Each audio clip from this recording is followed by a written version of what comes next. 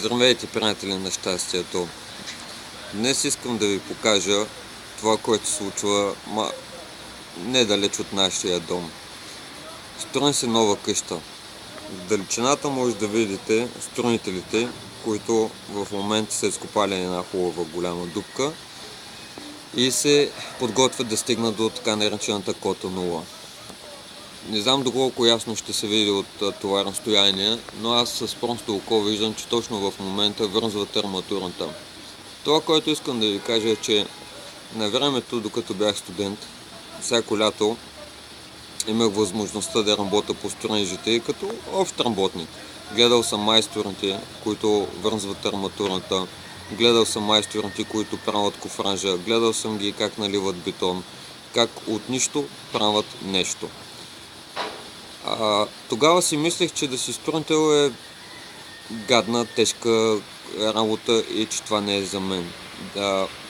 Днес не казвам, че аз съм призван за строител, не е моята работа, но всеки от нас строи собствения си живот, собственото си щастие, собственото си благоденствие и това на най-близките си и на хората, с които контактува. Снимам този клип, за да ви покажа тези строители, които могат да работят и работят на студено, работят и на пек, работят на вятър, работят и на дъжд. Много от нас подценяват строителите и казват: това е ниско квалифицирана професия. Не, въобще не е така. За да си строител се изисква доста майсторство и огромни познания. Изисква се и коража да слезнеш в дупката и да се измъкнеш от нея, и не само да се измъкнеш, а да направиш нещо красиво. В това красиво нещо ние влизаме всеки ден и наричаме свой дом.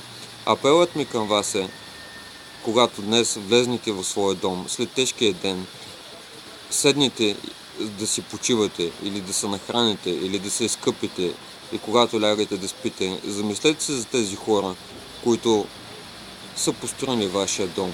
Замислете се за това, че всички ние сме строители и много можем да научим от тези, които строят нашите къщи. За тях няма условия, които да ги спрат. Те са готови на тежка работа. Те просто са едни достойни хора, от които ние всички можем да вземем вдъхновяващ пример за себе си и да бъдем този пример и за останалите. Това от мен, Цветан Иванов, за този епизод.